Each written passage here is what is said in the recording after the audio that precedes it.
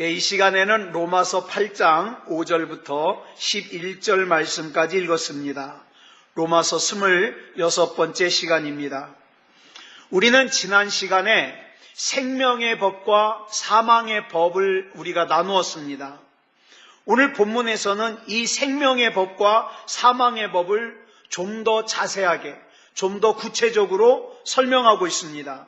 특별히 생명의 법을 따르는 삶과 사망의 법을 따르는 삶이 어떤 차이가 있는가, 이것도 설명해 주고 있습니다. 자, 본문 5절 말씀 같이 읽겠습니다.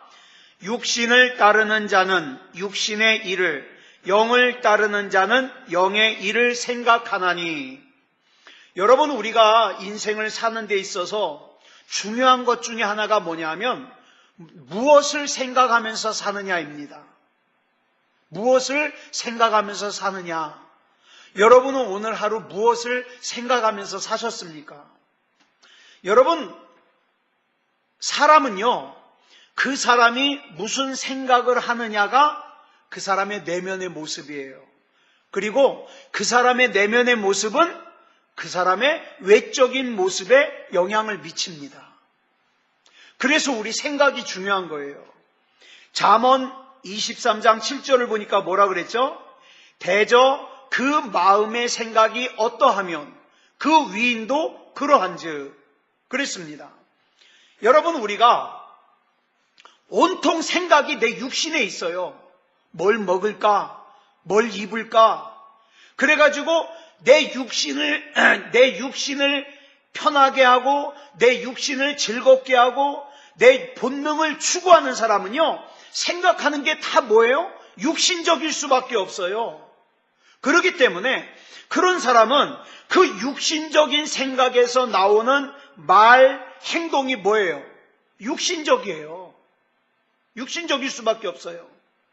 반면에 하나님을 생각하고 성령님을 쫓는 사람은요, 생각하는 게 어때요? 영적일 수밖에 없어요. 그 영적인 생각에서 나오는 말이나 행동 역시 영적일 수밖에 없어요.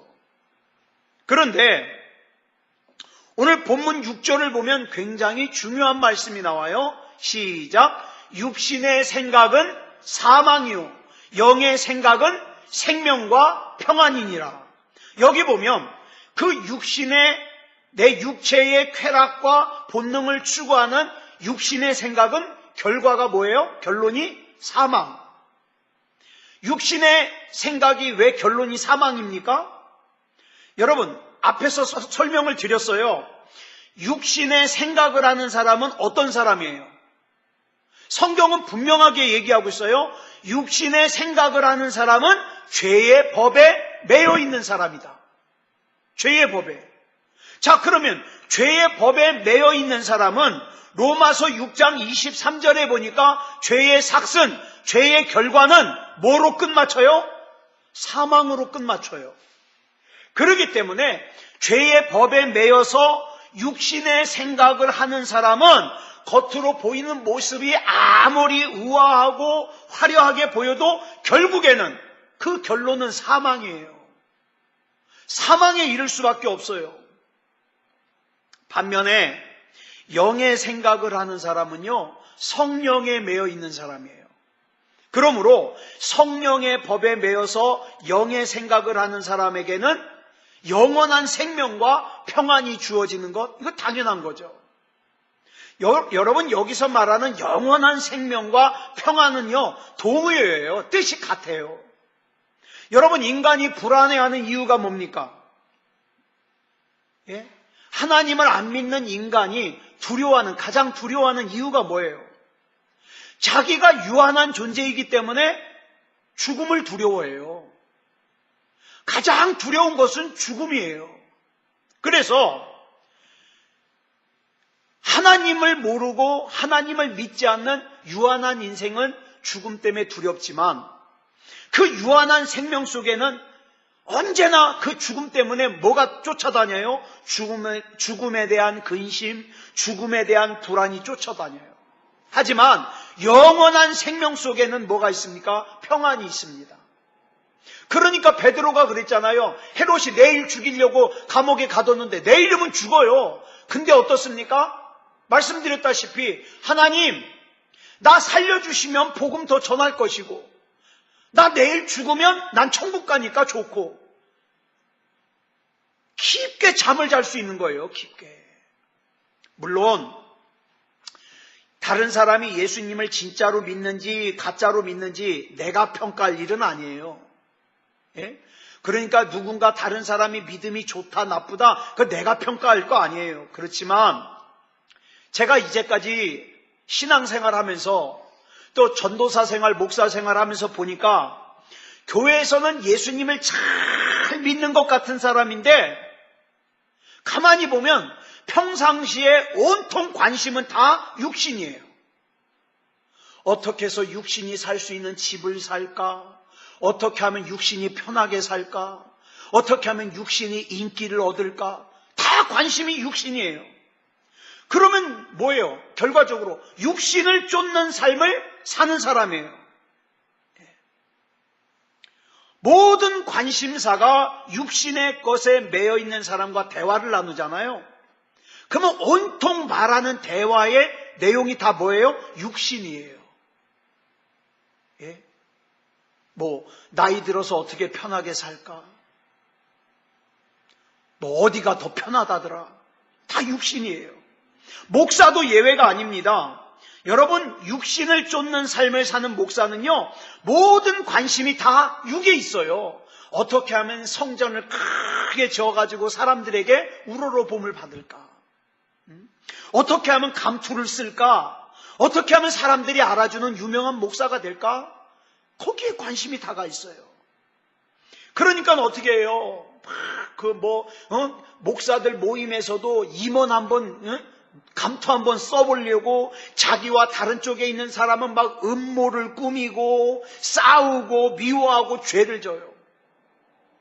그런데 우리가 성령님을 바라보면, 하나님을 바라보면 내가 육신에 매여서 했던 그 생각과 행동이 잘못됐다는 걸 알기 때문에 정화될 수가 있는데, 문제는 하나님을 바라보지 않고 그 시선이 내 육신을 향할 때, 세상을 향할 때 문제가 뭔지 아세요? 죄를 지면서도 그게 죄인 걸 몰라요. 이게 문제예요. 죄가 죄인 걸 모르니까 회개를 안 하죠.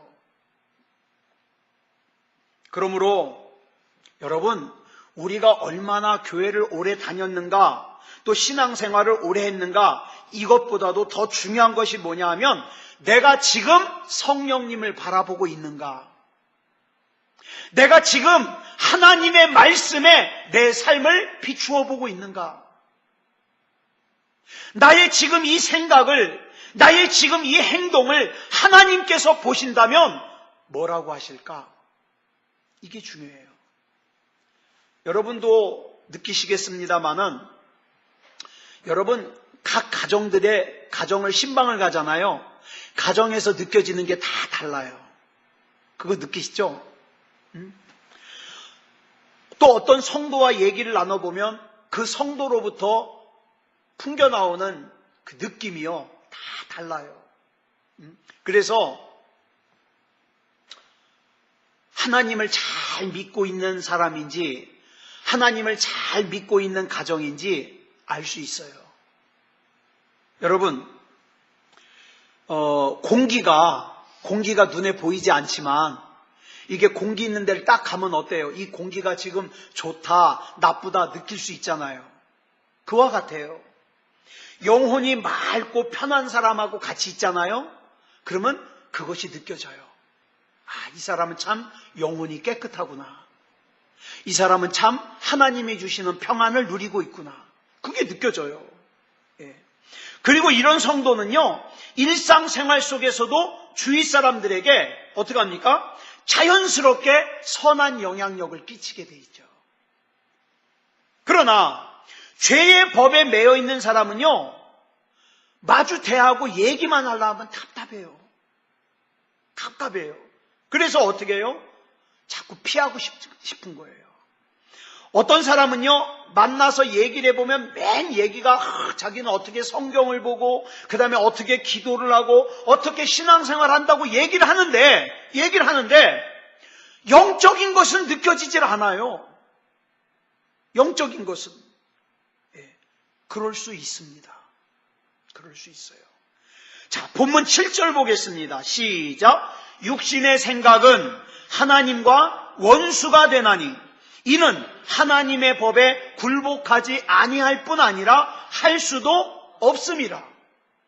여러분, 원수라는 단어의 뜻을 국어사전에서 찾아보니까 원한이 맺힐 정도로 나에게 해를 끼치는 사람을 말해요. 이렇게 원수는 원한이 맺힐 정도로 나에게 해를 끼치는 존재이기 때문에 이유 여하를 막론하고 어떻게 해서든지 제거해야 될 대상이에요. 그게 원수예요. 그런데 성경을 보니까 오늘 본문 로마서 8장 7절을 보니까 하나님이 원수로 생각하는 존재가 있다는 거예요. 자, 하나님이 뭘 원수로 생각하셔요? 육신을 쫓는 육신의 생각을 원수로 여기셔요. 하나님이 왜 육신을 쫓는 육신의 생각을 원수로 생각하실까요?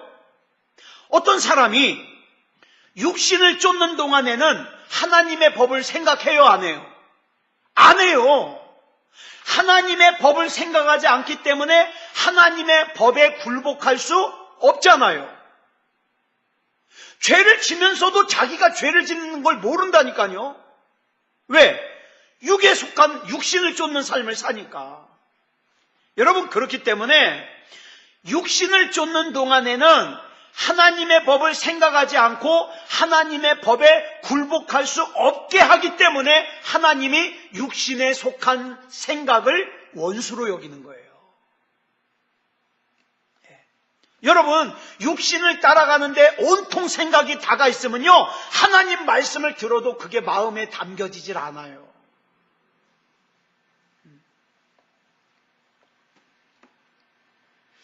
마태복음 16장 이후를 보면은요, 예수님께서 예루살렘으로 올라가시면서 제자들에게, 같이 가는 제자들에게 내가 십자가에 못 박혀 죽을 거다, 이걸 갖다가 3번이나 말씀하셨어요. 예수님이.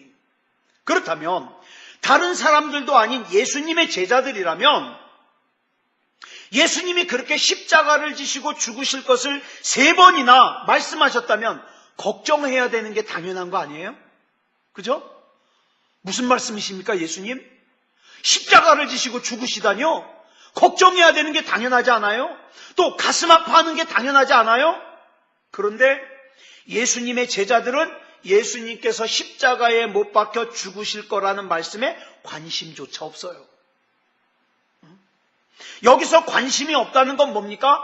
예수님의 그 말씀을 믿지 않기 때문에 그래요. 그러다 보니까 당연히 가슴 아파하지도 않아요. 그뿐만이 아니에요. 예수님께서 십자가에 못 박혀 죽으실 것을 3번째 말씀하시고 나니까 제자들이 뭘 얘기하는지 아세요? 야고보와 요한이 자기 어머니를 통해서 주의 나라에서는 하나는 주의 우편에, 하나는 주의 좌편에 앉히소서, 이걸 얘기하고 있어요. 다시 말해서 예수님께서 예루살렘에 가서 높은 자리 한 자리 하게 되걸랑, 예수님이 만약에 왕이라도 하게 되걸랑 자기 아들들을 하나는 예수님 오른쪽에 하나는 왼쪽에 그렇게 놔달라는 거예요. 청탁하는 거죠. 예수님의 제자들은요, 예수님이 십자가를 지신다고 하는 그 말씀을 관심도 두지 않았어요. 왜 그랬을까요? 그들의 몸은 지금 예수님을 따라가고 있지만 마음은 예수님을 따라가지 않아요. 온통 어디가 있어요?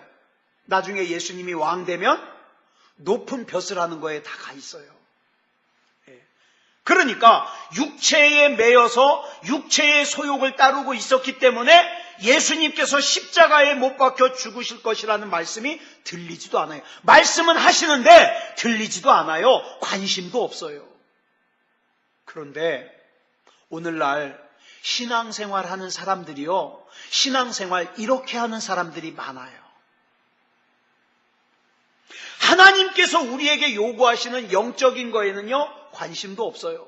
아무리 말씀하셔도 들리지가 않아요. 들은 척도 안 해요. 그리고 어떻게, 뭐만 생각합니까? 내가 원하는 것만 달래는 거예요. 예수님, 내가 예수님 믿으니까 나 부자 되게 해주십시오. 내가 예수님 믿으니까 이 문제 해결해 주십시오. 이것만 요구하지, 예수님께서 나에게 말씀하시는 영적인 것에 소욕을 가지라는 거에는 관심이 없어요. 그런데 본문 8절을 보니까 이렇게 말씀하고 있어요. 시작. 육신에 있는 자들은 하나님을 기쁘시게 할 수 없느니라. 여러분, 원수는 원수를 기쁘게 할 수 없어요.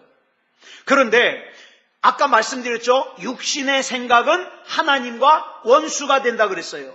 그러니까 하나님의 원수인 육신의 생각은 절대로 하나님을 기쁘시게 할 수 없어요.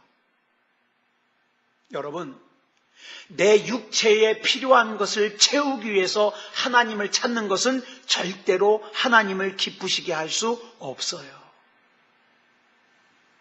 그러면 어떻게 해야 하나님을 기쁘시게 할 수 있을까요? 히브리서 11장 5절로 6절을 보면 하나님을 기쁘시게 하는 방법이 나와요. 같이 읽어볼까요? 시작. 믿음으로 에녹은 죽음을 보지 않고 옮겨졌으니 하나님이 그를 옮기심으로 다시 보이지 아니하였느니라. 그는 옮겨지기 전에 하나님을 기쁘시게 하는 자라 하는 증거를 받았느니라. 믿음이 없이는 하나님을 기쁘시게 하지 못하나니. 여기 보니까 하나님을 기쁘시게 하는 방법이 있는데 그게 뭐냐? 믿음이에요. 믿음. 근데 이것도 그냥 믿음이 아니에요. 하나님을 기쁘시게 할 수 있는 믿음이 있어요. 우리는 앞에서 하나님의 법에 굴복하지 않는 이유는 뭐 때문이라 그랬어요? 육신에 매여 있기 때문이라 그랬어요. 그래서 여러분, 육신에 매여 있는 사람은 하나님이 중요하지 않아요. 육신에 매여 있는 사람은 예배가 중요하지 않아요. 육신에 매여 있는 사람은 지금 하나님이 나를 어떻게 생각하시냐 중요하지 않아요. 육신에 매여 있기 때문에. 그리고 이렇게 육신에 매여 있으면 하나님을 기쁘시게 할 수 없다고 했어요. 그렇다면 반대로 하나님의 법에 굴복하는 것이 뭐예요? 하나님을 기쁘시게 하는 길이에요. 따라서 하나님을 기쁘시게 하는 믿음이란 뭐냐? 하나님의 법에 굴복하는 거예요. 국어사전을 찾아보니까 굴복하다라는 뜻을 뭐라고 설명했냐? 항복하다예요. 항복하다. 여러분, 항복하는 게 뭐예요? 전쟁을 하다가 항복해요. 항복이 뭐예요? 내가 가지고 있는 무기 다 내려놓는 거예요. 내가 지금 가지고 있는 싸우고자 하는 생각을 다 내려놓는 거예요. 난 싸울 생각이 없다는 거예요. 그죠? 이게 항복이에요. 하나님 앞에서 굴복하다, 항복하다는 뭡니까? 내 수단, 내 방법, 내 뜻, 내 계획 등 모든 것을 다 내려놓는 거예요. 주님 뜻대로 행하시옵소서. 내 방법, 내 경험, 내 뜻, 내 능력 다 내려놓습니다. 이게 항복이에요. 바른 믿음이란, 또 다시 얘기해서 하나님께서 기뻐하시는 믿음이란 하나님 아버지 앞에서 내가 가지고 있는 것을 철저하게 내려놓는 것. 이게 바른 믿음이에요. 근데 여러분 아시다시피 많은 사람들이 어떻게 해요? 내 거 가지고 있어요. 내 생각, 내 계획 다 가지고 있어요. 그리고 하나님 앞에는 뭐만 요구해요? 내가 필요할 때 도와만 달라 그래요.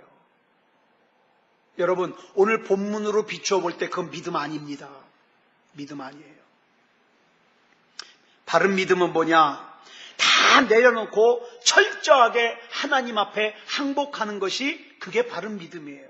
자, 본문 9절 보겠습니다. 시작. 만일 너희 속에 하나님의 영이 거하시면 너희가 육신에 있지 아니하고 영에 있나니 누구든지 그리스도의 영이 없으면 그리스도의 사람이 아니라. 이 말씀 보니까 더 기가 막힌 말씀을 하셔요.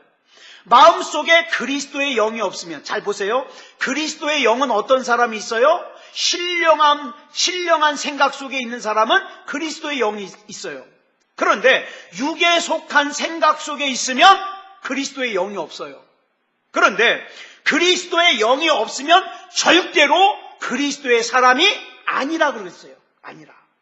왜냐하면 마음속에 하나님의 영이 거하시지 않는 사람은 육신을 쫓을 수밖에 없고 육신에 매여서 육신의 명령을 받을 수밖에 없는데 육신을 쫓는 사람이 어떻게 그리스도인일 수 있느냐, 이 말이에요. 그러니까 내가 육신을 쫓으면서 교회를 다니면서 그리스도인인 척은 할 수 있어요. 그러나 오늘 성경은 분명하게 얘기합니다. 진짜 그리스도인은 아니다. 아니다. 왜냐하면 마음에 하나님의 영이 거하시지 않기 때문에. 그렇다면 우리 마음속에 하나님의 영이 거하신다는 것이 그러면 어떻게 나타날까요? 밖으로. 내 속에 하나님의 영이 거하신다는 게 밖으로 어떻게 드러날까요? 첫째, 하나님의 법에 굴복함으로 드러납니다. 우리가 정말 성령님을 쫓는다면 하나님의 법에 굴복합니다. 나만 장군처럼 내 생각에는 이렇습니다 얘기하지 않습니다. 주님이 말씀하시면 그 말씀이 옳습니다. 100% 주님의 뜻대로 되어지길 소원합니다. 굴복을 다른 말로 표현하면 자기 부인이에요. 여러분, 마음속에 미술이 가득 차 있는 사람은요, 그 미술을 위해서 다른 걸 포기합니다. 예를 들어서 내가 미술을 하다 보면 굶을 수 있어요, 가난하게 살 수 있어요, 사람들에게 조롱을 받을 수 있어요. 그래도 그걸 감수하고 미술을 합니다. 왜?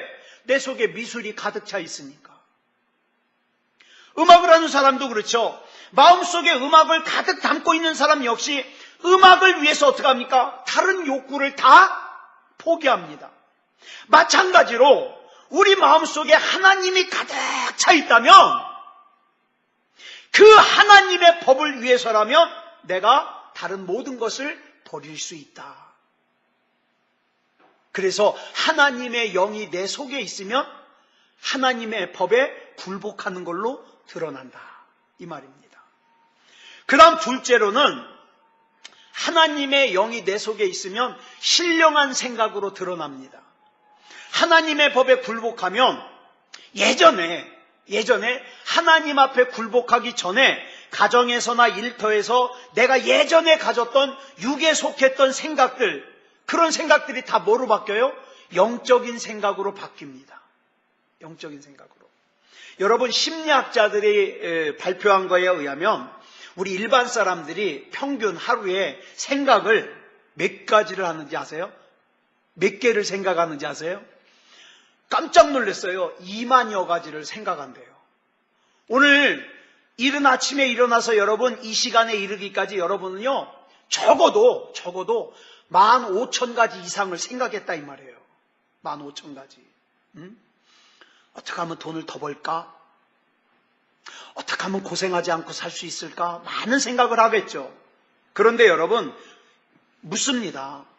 그 15,000가지가 넘는 그 생각들 가운데 주님을 위한 생각은 얼마나 차지하고 있습니까? 나 주님 앞에서 이렇게 살면 부끄러워. 바로 살아야지. 몇 가지예요. 그리고 그 가운데 주님이라면 내 상황에서 어떻게 하실까? 주님의 뜻을 물으며 주님의 뜻에 의하여 선택하고 결정한 것은 몇 가지가 됩니까? 자, 본문 10절로 11절까지 보겠습니다. 시작. 또 그리스도께서 너희 안에 계시면 몸은 죄로 말미암아 죽은 것이나 영은 의로 말미암아 살아있는 것이니라. 예수를 죽은 자 가운데서 살리신 이의 영이 너희 안에 거하시면 그리스도 예수를 죽은 자 가운데서 살리신 이가 너희 안에 거하시는 그의 영으로 말미암아 너희 죽을 몸도 살리시리라. 여기 나오는 의로 말미암아, 이건 원문 그대로 해석하면 하나님께서 주신 의로서 이렇게 해석이 돼요. 여러분, 의가 뭐라 그랬죠? 의로운 사람이 된다 그래. 의가 뭐라 그랬어요? 하나님과의 관계가 회복되는 것이 의예요. 성경에서, 특히 로마서에서 하나님과의 관계가 회복되는 것이 의예요. 그러면 의로 말미암아 무슨 뜻이에요? 하나님과의 관계가 회복됨으로 말미암아 이거예요. 그러니까 이미 앞에서 설명드린 바와 같이 하나님과의 관계가 회복됨으로 말미암아 어떻게 된다? 영원히 살게 된다. 여러분, 하나님과의 관계가 회복된 사람만 구원받습니다. 하나님과의 관계가 회복된 사람만 영생을 얻습니다. 그러면 이렇게 살아있는 영으로 말미암아 우리 죽은 육신도 다시 살게 된다 이 말이에요. 이걸 두 가지 의미로 설명할 수 있습니다. 첫째로, 우리 안에 영원한 생명이 거하면 몸으로 행하던 죄악된 행실들이 어떻게 해요? 바뀌기 시작해요. 난 하나님의 자녀인데 이렇게 살면 안 되지. 바뀌기 시작해요. 지금까지 우리 육신은요, 그 죄에 속해가지고 죄에 매여서 죄의 도구로 살았다면 하나님의 영을 쫓아 하나님의 영원한 생명 안에 거하기 시작하면 어떻습니까? 그때부터는 우리 몸은요, 죄의 도구가 아니라 진리의 병기로 쓰임을 받아요. 하나님의 뜻을 이루는 일에. 그 다음 둘째로, 우리가 죽은 뒤에 우리 영은 구원받아요. 근데 우리 몸은 어떻게 돼요? 우리 몸은 흙으로 돌아가죠. 썩어서 흙으로 돌아가죠. 그런데 성경은 이렇게 말씀하고 있어요. 흙으로 돌아간 우리 몸이 어떻게 변해요? 신령한 몸으로 부활합니다. 부활해요. 여러분, 가만히 보면 예수님을 믿는다고 하면서도 여전히 천국과 영원한 생명을 믿지 못하는 사람들이 있어요. 이런 사람들은요, 교회는 다녔지만 이제 이 육체의 한계가 다 돼서 코끝에 호흡이 멈추고 이제 죽음을 앞두면 어떻습니까? 무서워해요. 두려워해요. 왜? 천국이 안 믿어지니까. 영원한 생명이 안 믿어지니까. 건강할 때는 어떻게 되겠지 하고 신앙생활 했는데 막상 지금 이 세상을 떠나려고 그러니까 내 앞에 어떤 세상이 펼쳐질지 모르니까 두려운 거예요. 저 많이 봤어요. 저는 죽음 앞에서 두려워하는 그리스도인들 많이 봤어요. 언젠가 외국에 단기 선교를 나갔던 30대 선교사님이 불의의 사고로 죽었어요. 그랬더니 그 선교사님이 죽었다는 소식을 듣고 사람들이 어떻게 해요? 처음에 놀랐습니다. 근데 그 다음 반응이 문제예요. 불쌍하게 생각해요. 어쩌다가 그렇게 됐대? 어쩌다가. 놀랄 수는 있어요. 갑작스럽게 일을 당했으니까. 그렇지만 불쌍하게 생각하는 것, 애석하게 생각하는 것은 은연중에 그 사람들의 속에 어떤 생각이 있는 거예요? 천국에서 사는 것보다 그래도 이 땅에서 사는 게 좋아. 이게 들어있는 거예요. 그런 사람들이 하는 말이 뭐예요? 개똥밭에 굴러도 이 세상이 좋다. 전 정말 빨리 가고 싶어요. 전 정말 빨리 가고 싶어요. 여러분, 이렇게 천국에 사는 것보다 이 세상에서 사는 것이 좋다고 하는 사람들이 천국을 믿는 사람들이에요? 아니에요. 여러분, 이 땅에서 사는 것이 정말 천국에서 사는 것보다 좋습니까? 그렇지 않아요.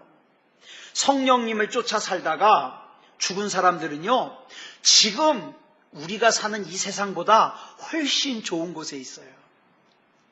여러분 리빙스턴 아시죠? 세상 사람들은 리빙스턴을 탐험가라 그러는데 우리는 리빙스턴을 선교사라고 부릅니다. 이 리빙스턴이 아프리카에서 선교할 때 얘기예요. 난폭한 사자의 공격을 받고 죽을 뻔했어요, 리빙스턴이.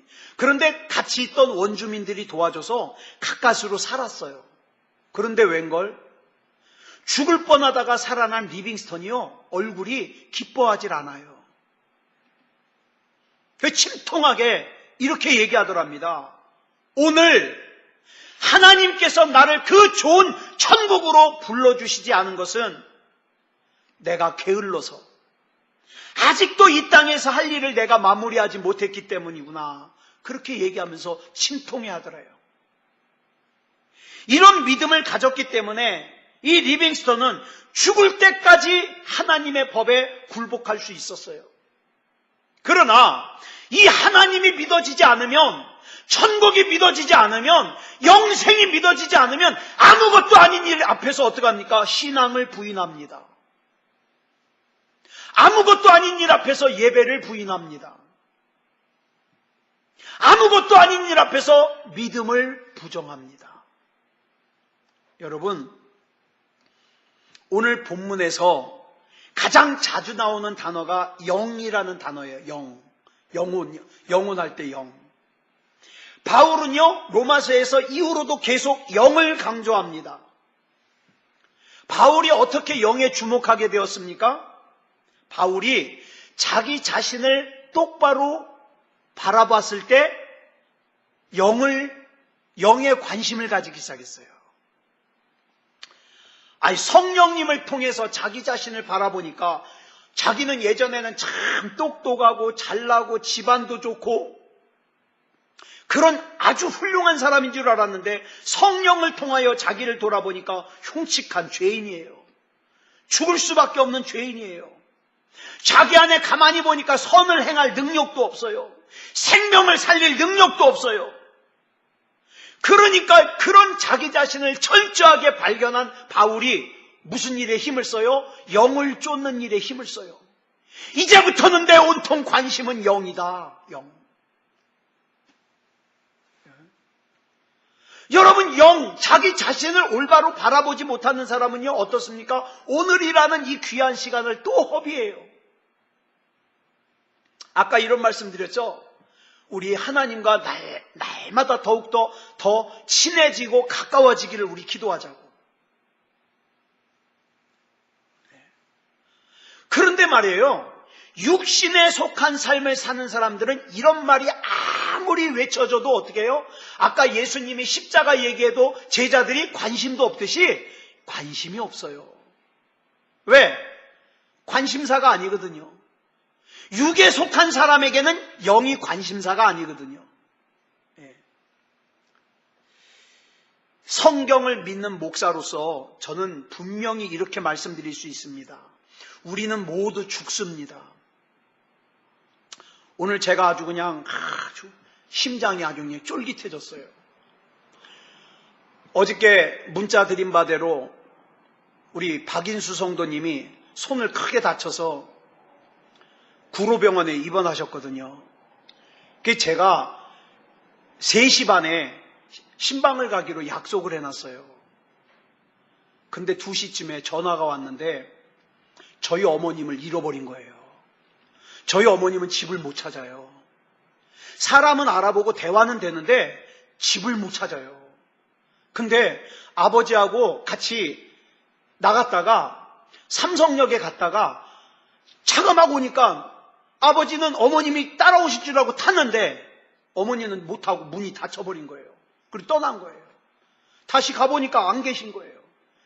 그러니까 아버지가 막 무서워가지고 전화를 하셔가지고 저는 병원 가기로 약속했는데 그래서 양해를 구하고 갔어요. 기도합니다.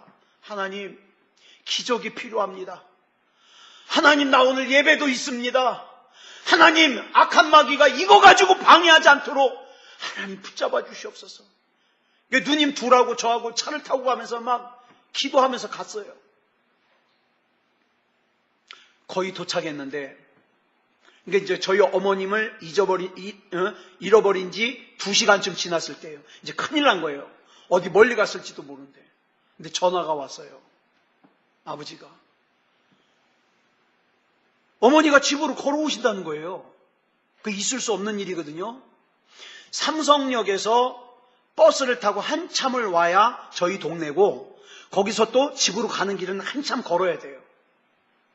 있을 수 없는 일인데 어머님이 집으로 걸어오고 계신대요. 근데 정작 어머니는 아주 태평해요. 아유, 걸어오느라고 힘들었다. 식구들은 초죽음이 됐는데. 여러분, 오늘 또 그런 생각했어요. 하나님, 감사합니다. 나에게는 천만금이 없어도, 내가 큰 교회 목사가 아니어도 이렇게 다급할 때 하나님을 찾고 기도하면 하나님이 응답해 주시고 들어주셔서 전 너무 감사합니다. 그러고 왔어요. 병원도 못 가봤어요. 내일 가려고 이제 내일. 예배 시간이 다 돼가지고. 여러분, 헬라어로 영을 쫓다, 성령을 쫓다, 이 쫓다라는 단어가 무슨 뜻이냐면 따라 걷다라는 뜻이에요. 앞서지도 않고 뒤로 처지지도 않고 따라 걷다. 여러분, 성령님을 따라 걷는 거는요, 한때 막 내가 컨디션 좋을 때는 야, 난 믿음으로 살 거야 그러면서 성령님 따라 걷다가 나 오늘 기분 나빠, 그리고 안 따라가면 그건 성령 따라 걷는 게 아니에요. 성령 따라 걷는 것은요, 내가 기분이 좋든가 내가 기분이 안 좋든가, 내가 환경이 좋던가 내가 환경이 안 좋던가 계속 앞서지도 않고 뒤떨어지지도 않고 계속 같이 가는 거, 이게 성령을 따라 걷는 거예요. 저는요, 우리 새소망교회 성도들이 이렇게 성령 따라 걷는 그런 하나님의 백성이 되었으면 좋겠습니다. 전 지금도 여러분들이 너무 자랑스럽고 좋아요. 그런데 여러분도 느끼시다시피 앞으로 우리가 살아야 될 세상이 어때요? 신앙생활하기에 더 힘들어지면 힘들어졌지 좋아지진 않아요. 하나님, 이 땅을 떠나서 하나님 나라 갈 때까지 날 좀 붙들어 주십시오. 지켜주십시오. 믿음다운 믿음으로 살 수 있게 해주시옵소서. 성령님을 따라서 걷게 해주시옵소서. 우리는 이 기도가 필요해요. 그래서 여러분, 하루를 시작하면서 그저 TV 드라마 속에 있는 부질없는 얘기들, 또 부질없는 소문들, 이런 걸 가지고서 하루를 시작하는 사람과 하나님을 찬양하고 하나님의 말씀으로 하루를 시작하는 사람과 인생이 어떻게 같겠습니까? 또 하나님의 이 세상의 막 복잡한 얘기와 미움과 시기와 질투로 하루를 마무리하고 잠자리에 드는 사람과 하나님의 말씀을 듣고 찬양을 듣고 기도하고 잠자리에 드는 사람과 어떻게 인생이 같겠어요? 여러분, 우리의 눈이 지금 현재 주님을 향하고 있고 주님의 말씀을 따라 구별된 삶을 살기를 시작하고 있다면 우리는 지금 하나님의 법 앞에 굴복하고 있는 거예요. 너무 겸손 떨 필요 없어요. 여러분, 하나님의 법 앞에 굴복하면서 살고 있습니까? 그러면 나는 오늘 하나님을 생각했거든요. 그리고 하나님의 말씀대로 살려고 몸부림쳤거든요. 그러면 나는 하나님의 법 앞에 굴복한 거예요. 이제 나 책임져 주는 건 누가 할 일이에요? 하나님이 하실 일이에요. 이렇게 하나님 안에서 진정한 그리스도인다운 하나님이 인정하시는 그리스도인의 삶을 살기를 그리스도 예수님의 이름으로 축복합니다. 기도하겠습니다. 사랑의 아버지 하나님, 감사합니다. 오늘 로마서 8장 5절부터 11절에 나오는 말씀 나누었습니다. 많은 사람들이 육에 속한 인생을 살면서 자기가 하나님 안에 있다고, 영에 속한 사람이라고, 구원받을 수 있다고, 천국 갈 수 있다고 착각합니다. 그러나 오늘 말씀은 분명히 말씀하셨습니다. 육에 속한 생각은 하나님 안에 거하지도 못하고 그리스도인일 수 없다고 말씀하셨습니다. 하나님 앞에 믿음다운 믿음이게 하시고 구원받을 수 있는 하나님의 백성으로 살 수 있게 해 주시옵소서.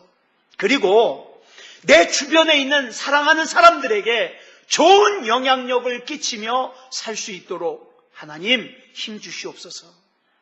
우리 하나님께서 붙잡아 주실 줄 믿사오며 그리스도 예수님의 이름으로 간절히 기도드렸사옵나이다. 아멘.